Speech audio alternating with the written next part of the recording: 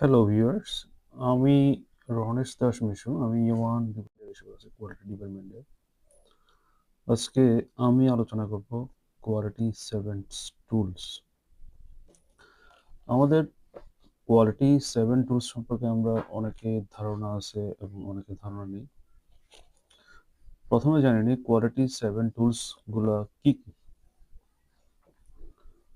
Quality 7 tools এর মধ্যে প্রথম হচ্ছে আমাদের চেকশিট, যেটা আমাদের কিউআই অথবা কিউসিরা যে ডিফেক্টগুলো ধরে ধরে যে একটা লিস্টের মধ্যে লিপিবদ্ধ করে, সেটাই হচ্ছে আমাদের চেকশিট। দ্বিতীয় ধাপ হচ্ছে আমাদের প্রাডো চার্ট। তৃতীয় ধাপ হচ্ছে আমাদের ফিশবোন মেথড। চতুর্থ ধাপ হচ্ছে আমাদের হিস্টোগ্রাম এবং পঞ্চম ধাপ হচ্ছে আমাদের কন্ট্রোল চার্ট এবং ষষ্ঠ ধাপ হচ্ছে আমাদের স্ক্যাটার ডায়াগ্রাম এবং অষ্টম ধাপ হচ্ছে কিউসি 7 টুলস এর মধ্যে প্রথমটি হলো আমাদের চেকশিট। এটা আমাদের গার্মেন্টস এর মধ্যে কোনটি, যেটা আমরা কিউআই এবং কিউসি যে রিপোর্টটা করা হয় সেটাকে আমরা চেকশিট বলা হয়। তার মধ্যে ডিফেক্ট থাকে, প্রতিটি গার্মেন্টসের যে ডিফেক্টগুলো আমরা খুঁজে বের করি ওইখানে আমরা লিপিবদ্ধ করি, সেটাই হচ্ছে আমাদের চেকশিট। এরপর হচ্ছে আমাদের প্রায়োরিটি চার্ট। কোনো সমস্যাগুলি বেশি প্রভাব ফেলছে তা নির্ধারণ করা। এটি বার চার্টের মতো কিন্তু বড় সমস্যা থেকে ছোট সমস্যার দিকে সাজানো হয়, যেটাকে 80-20 রুলস বলা হয়। অর্থাৎ আপনার 20% সমস্যা 80% ক্ষতির কারণ হয়ে দাঁড়ায়। এই 20% সমস্যা যদি আমরা রিমুভ করতে পারি তাহলে আমাদের সমস্যাটা অনেকাংশেই দূর করা হয়, এই সমস্যা সমাধান করা হয়। যেমন ধরেন আপনার ফার্স্ট টপ 3 ডিফেক্টের মধ্যে আনকাট থ্রেড ধরলাম। এই আনকাট থ্রেডটা যদি আমি দূর করতে পারি তাহলে আমার অনেকাংশ ডিফেক্টই দেখা যাবে, চেকশিটের মধ্যে কমে যাবে। এর পরবর্তী ধরলাম আমি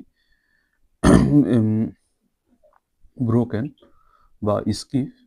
এই ব্রোকেন অথবা স্কিপ কোন মেশিনে হচ্ছে সেটা আইডেন্টিফাই করে যদি আমি এটা নিয়ে কাজ করতে পারি, দেখা যায় আমার ডিফেক্টের হার অনেকাংশই কমে যায়। এরপর হচ্ছে ফিশবোন মেথড, যেটা আমরা বলি মাছের কঙ্কাল টাইপের একটা আমাদের মেথড আছে।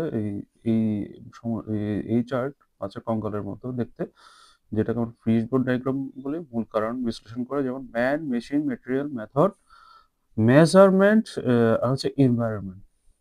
যেমন ধর প্রচুর গরম পড়তেছে, তাহলে আপনার ওয়ার্কার প্রচুর ঘামতেছে এবং দুর্বল হয়ে যাচ্ছে, মেশিনের প্রোডাকশন কমে যাচ্ছে, এটার কারণে হতে পারে। এরপর আমার মেশিনে ওয়েল পড়তেছে বাট মেইনটেনেন্স সেটা মুছে নাই, সেটার সমস্যা হতে পারে। তারপর এটা আমরা রিমুভ করতে পারি। এভাবে করে আমরা এই ফিউশন মেথডটা কাজ করতে পারি। অর্থাৎ এটা ম্যানের হতে পারে, সমস্যাটা মেশিনের হতে পারে নাকি ম্যাটেরিয়াল হতে, এটা আইডেন্টিফাই বের করার একটা মেথড, সেটা হচ্ছে ফিশবোন মেথড। এরপরটা হচ্ছে হিস্টোগ্রাম। এটা একটা বার চার্টের মতো দেখায়, যা যে ডেটা কতটা ছড়িয়ে আছে তা গুচ্ছিত। সেম হিস্টোগ্রামের মতো, প্রাডো চার্টের মতো। এই যে মনে করেন প্রথম ঘন্টায় আমার এই পরিমাণ ডিফেক্ট, দ্বিতীয় ঘন্টায় কমছে, এই লাইনটা একটু কমবে, তৃতীয় ঘন্টায় আরো কমছে। এভাবে করে করে যেটা স্টেপ নাকি আমার বাড়ছে, ওই দাগটা ভিজুয়াল একটা মেথড এটা। দাগটা যদি উপরের দিকে উঠে, খুব ইজিলি আমরা ডিফেক্টটা আইডেন্টিফাই করতে পারি। সেটা হচ্ছে আমরা প্রাডো চার্ট এবং হিস্টোগ্রামের মধ্যে। কন্ট্রোল চার্ট হচ্ছে আপার লিমিট এবং লোয়ার লিমিট, সেটা তো আমরা জানি। এই চিত্রের মধ্যে আমি দেখাই দিব নাকি এটা আউট অফ কন্ট্রোল। এই যে স্ক্যাটার ডায়াগ্রাম, যেটা আমাদের যে ক্রিকেট খেলায় যেটা দেখা যায় বোর্ডে, ওটা হচ্ছে স্ক্যাটার ডায়াগ্রাম। এরপর হচ্ছে আমাদের ফ্লো চার্ট। ফ্লো চার্ট আমাদের প্রতিটি ফ্যাক্টরিতে কিন্তু ফ্লো চার্ট ব্যবহার করা হয়। অর্থাৎ আমি যদি বলি ধাপ, অর্থাৎ এই স্টোর থেকে স্টোর আসছে, স্টোরের পর হচ্ছে কাটিং সেকশনের পর কাটিং কেটে সেটা যাচ্ছে কোথায় সুইং সেলাই করার পরে সেটা যাচ্ছে কোথায় আয়রনে যাওয়ার পর সেটা হচ্ছে কোথায় যাচ্ছে ফিনিশিং। এভাবে যে একটা ধাপ আকার আসে সেটাকে বলে ফ্লো চার্ট। তার মধ্যে যদি আমি আমার লাইনের কথা বলি, মনে করেন আমার লাইন কোয়ালিটি থাকবে ইনলাইন, অর্থাৎ প্রথম শুরুতে স্টার্টিং পয়েন্ট আমার কোয়ালিটি, এরপর হচ্ছে আমার ইনলাইন বা মিড লাইন কোয়ালিটি, এরপর হয়ে যে আমার হচ্ছে আউটপুট কোয়ালিটি। সেম হচ্ছে প্রসেসের ক্ষেত্রে সেম একটা ধাপ বাই ধাপ সেটাই হচ্ছে আমাদের ফ্লো চার্টের মধ্যে। তো প্রথমে হচ্ছে স্লিভ রেট আছে, হচ্ছে নেক্সট জয়েন্ট, এইভাবে করে যে একটা সেটআপ করি, সেটাই হচ্ছে আমাদের একটা ফ্লো চার্ট। একেক জায়গায় সেটা একেকভাবে ইউজ করা হয়। ফ্লো চার্ট দেখে আপনি বুঝে যেতে পারবেন অর্থাৎ এখানে কিভাবে কাজটা করা হচ্ছে।